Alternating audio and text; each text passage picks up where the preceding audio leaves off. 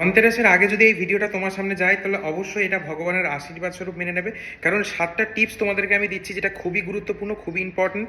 সেটা হচ্ছে নাম্বার 1, সন্ধ্যাবেলায় তোমাদেরকে একটা প্রদীপ জ্বালাতে হবে। সেটা কিন্তু মা লক্ষ্মীর সামনে জ্বালাতে হবে। মাটির প্রদীপ, সর্ষের তেলের বা ঘিয়ের প্রদীপ হতে হবে সেটা। দেখো, আর একটা জিনিস হচ্ছে, অল্প হলেও কিন্তু এক টুকরো ধাতুর জিনিস কিনতে হবে যেটা যেন চকচকে হয়, সোনালী বর্ণের হয়। যারা সোনা কিনতে পারছো না তাদের জন্য কিন্তু এই সোনালী বর্ণের চকচকে ধাতু কেনাটাও সোনা কেনার সমান শুভ ফল দেবে।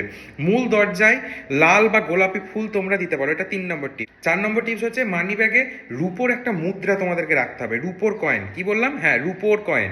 নাম্বার 5 হচ্ছে রান্নাঘরে একটা ছোট প্রদীপ তোমাদেরকে জ্বালাতে হবে যেখানে তোমরা রান্না করো ঠিক তার আগে।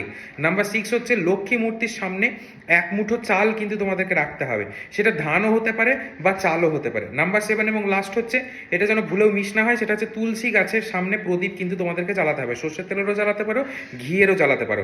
এই কটা টিপস যদি তোমরা পালতে পারো বা মানতে পারো তাহলে ধনতেরাসে ভালো অর্থ প্রাপ্তি কিন্তু তোমাদের ঘটবে। আর ধনতেরাসের এরকম অনেক টিপস নিয়ে আমি ভিডিও দিচ্ছি, সেগুলো তোমরা অবশ্যই ফলো করবে।